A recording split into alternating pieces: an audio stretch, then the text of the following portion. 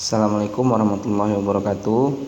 Kembali bertemu di video pembelajaran kimia kali ini, kelas 10 SMA Islam Plus Askia. Hari ini kita akan membahas topik kelanjutan dari yang sebelumnya, yaitu reaksi autoredoks atau disproporsionasi. Disproporsionasi, ya. Yang lalu kita sudah membahas tentang reaksi redoks. Reaksi redoks adalah reaksi reduksi dan oksidasi, ya kan? Nah, reaksi reduksi itu adalah sedikit akan Bapak ulang tentang reaksi reduksi, ya, dan reaksi oksidasi, reduksi dan oksidasi.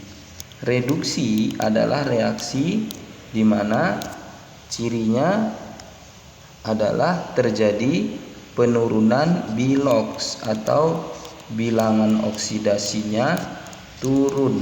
Seperti itu kan yang lalu. Kemudian oksidasi, bilangan oksidasinya naik, biloksnya naik. Nah, bagi Ananda yang masih belum ataupun lupa dengan konsep reduksi dan oksidasi, silakan kembali simak video kita pada pertemuan minggu lalu. Dan kalau Ananda juga lupa bagaimana menentukan bilangan oksidasi atau biloks, simaklah video sebelum-sebelumnya lagi tentang bagaimana menentukan biloks suatu unsur, ya. Nah, reduksi biloksnya turun, oksidasi biloksnya naik.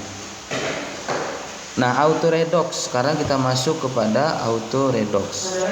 Apakah perlu Bapak buat sebuah contoh untuk reaksi redoks? Nampaknya untuk menyegarkan ingatan kembali perlu Bapak tuliskan lagi, ya, contohnya. Misalnya ada reaksi Mg ditambah dengan HCl menghasilkan MgCl2 ditambah dengan H2. Nah, ini contoh reaksi redoks.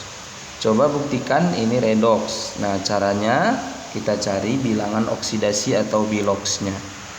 Mg bilangan oksidasinya 0 karena dia unsur bebas, ya. Kemudian H dalam suatu senyawa aturannya bagaimana yang lalu? Sama dengan positif 1. Kalau hanya positif 1, maka Cl supaya hasilnya 0 dia adalah negatif 1. Kemudian Mg adalah golongan 2A, ya, beli mangga campur sirup banyak rasa, jadi dia 2 positif atau positif 2. Cl di sini biloksnya negatif 1. Hidrogen adalah unsur bebas yang homo sejenis, maka bilangan oksidasinya 0, ya. Bilangan oksidasinya 0. Nah, sekarang kita tarik Mg dari 0 kepada plus 2. Berarti naik. Kalau naik namanya kemarin adalah oksidasi. Sementara hidrogen H dari 1 menjadi 0. Nah, berarti turun berarti dia adalah reduksi, kan gitu, ya. Jadi ada oksidasi, ada reduksi, seperti ini, ya kan. Kemudian konsep yang lain adalah kita bisa mengetahui siapa oksidatornya, ya kan. Oksidator adalah yang mengalami reduksi. Kemudian reduktor adalah yang mengalami oksidasi. Nah, oksidator yang mengalami reduksi, siapa yang mengalami reduksi adalah si H dalam HCl. Jadi oksidatornya HCl. Kemudian reduktor adalah yang mengalami oksidasi. Yang mengalami oksidasi dalam hal ini adalah unsur magnesium atau Mg, ya. Jadi oksidatornya HCl, reduktornya adalah Mg. Loh, kok pindah? Oh. Oke, situlah konsep reduksi dan oksidasi seperti yang lalu sudah kita bahas, ya. Begitu juga dengan penentuan bilangan oksidasi. Mudah-mudahan masih segar ingatannya atau masih teringat kembali dengan materi yang lalu. Hari ini kita masuk autoredoks. Autoredoks, ya. Auto itu kalau kita artikan sendiri, ya. Sendiri. Misalnya automatic. berarti dia bergerak sendiri, automatic. Auto sendiri, matic bergerak. Jadi automatic bergerak sendiri. Jadi kalau ada mobil otomatis, ya artinya bukan dia bergerak sendiri, tapi mobil matic misalnya atau motor matic itu nggak pakai lagi gigi dan lain sebagainya ya. Jadi dia otomatis gitu ya. Kemudian redox adalah reduksi dan oksidasi. Nah, jadi kalau kita artikan auto redox ini adalah dia sendirian mengalami reduksi. Ya, dia sendiri mengalami reduksi dan oksidasi sekaligus. Ya. Nah, dia mengalami reduksi dan oksidasi sekaligus. Jadi kalau gitu auto redox ini bisa kita artikan ada suatu zat kimia atau suatu unsur atau suatu senyawa yang dia itu mengalami, ya, reaksinya itu ada yang mengalami reduksi dan oksidasi sekaligus, ya, dan oksidasi sekaligus. Cuman satu aja pelakunya yang mengalami reduksi dan oksidasi gitu, ya. Contoh di sini ya, Bapak kasih tahu, misalkan ada suatu persamaan reaksi Cl2, ya, 3Cl2 ditambah dengan KOH menghasilkan KCl ditambah 5KCl, ya, ini berarti 6KOH ditambah dengan KClO3 ditambah dengan 3H2O, ya. Ini misalnya suatu contoh, ya, contoh dari reaksi auto redox, ya, contoh reaksi auto redox.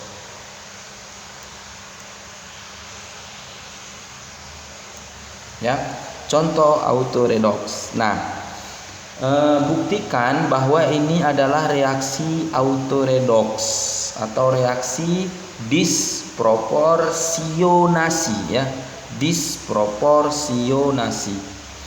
Nah, caranya gimana? Caranya kita tentukan dulu bilangan oksidasinya atau biloxnya. Ya, misalnya kita tentukan bilox Cl2. Cl2 ini adalah unsur bebas, ya, dari kemarin kita sudah bahas juga. Kalau dia Cl2, H2, O2 yang dia itu hanya berdiri sesama jenis dia, Cl sama Cl, O sama O, H sama H gitu ya. Berarti dia unsur bebas, ya. Bagaimana dengan angka 3 ini? Angka 3 ini abaikan saja. Abaikan saja, jangan perhatikan, ya. Kemudian kalau berlanjutnya KOH, K golongan 1A, ya, biloxnya positif 1.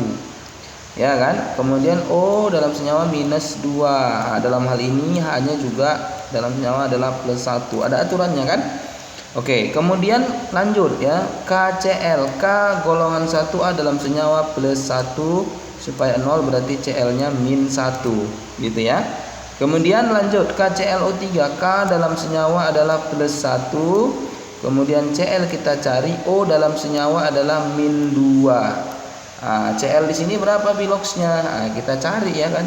Biloxnya Cl di sini adalah menggunakan cara yang kemarin, yaitu, ya, K-nya 1 tambah Cl-nya 1 atom ditambah O-nya 3 atom. O jumlahnya sama dengan 0. Berarti nanti K tadi 1 tambah Cl, nanti Bapak langsung O kan min 2 kali 3 jadi min 6, langsung Bapak buat min 6 sama dengan 0. Jadi 1 kurang 6 min 5, maka Cl-nya sama dengan plus 5. Jadi Cl di sini plus 5 bilangan oksidasinya. Nah, H2O berapa bilangan oksidasinya? H dalam senyawa plus 1, O min 2. Coba Anda perhatikan di sini mana yang biloxnya berubah, yang bilangan oksidasinya berubah, apakah dia naik atau turun, ya. Cl misalnya dari 0 dia sebelah kanan menjadi min 1 ini, ya. Nah, dari 0 di sebelah kiri menjadi min 1, berarti dia mengalami penurunan, berarti dia reduksi, mengalami reduksi, ya kan. Nah, ini Bapak singkat ya, panjangnya aja ya, reduksi. Kemudian si Cl juga ada biloxnya positif 5. Dari mana? Dari 0 juga. Dari 0 juga berubah dia menjadi positif 5. Berarti ini adalah oksidasi. Nah, sementara yang lain tidak berubah, seperti unsur K, atom K 111 tidak berubah. O min 2 min 2H 111 tidak berubah. Nah, ada si Cl2 di sini dia mengalami reduksi sekaligus mengalami oksidasi.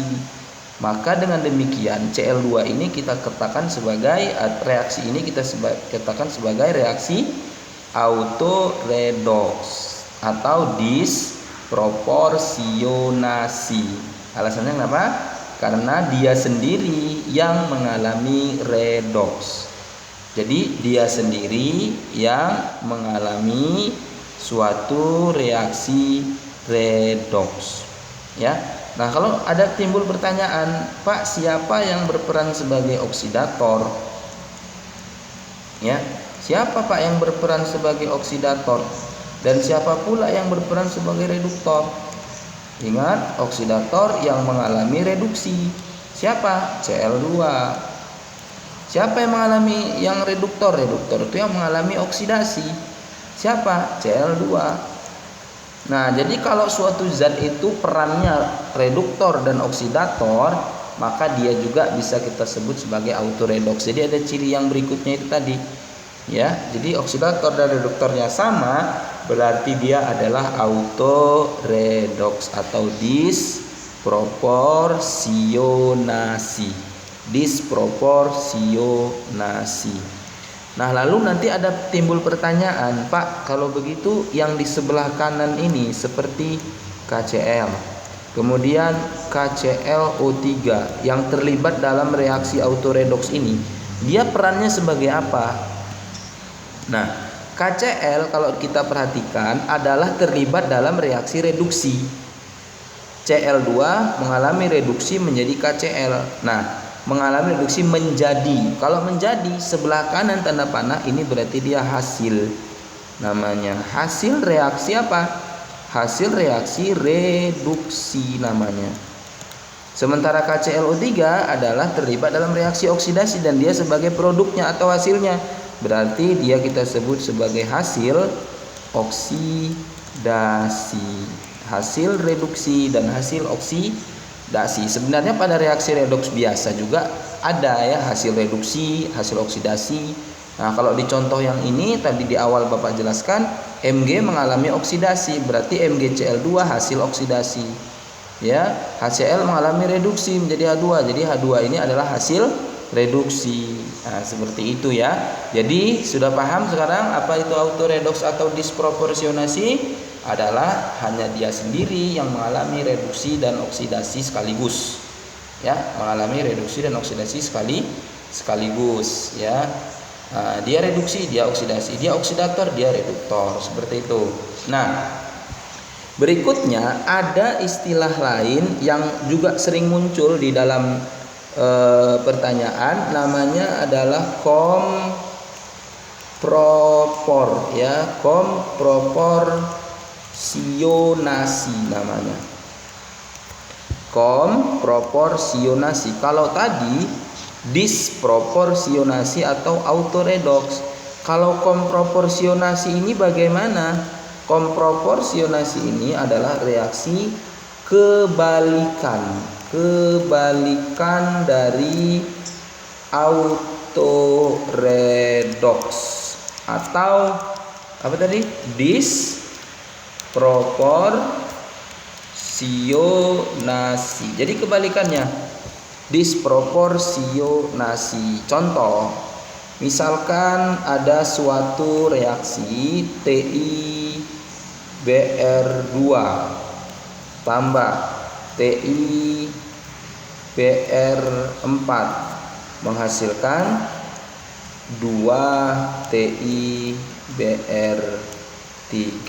Nah, buktikan atau kenapa ini disebut komproporsionasi. Sekarang kita Cek biloxnya one by one, satu per satu.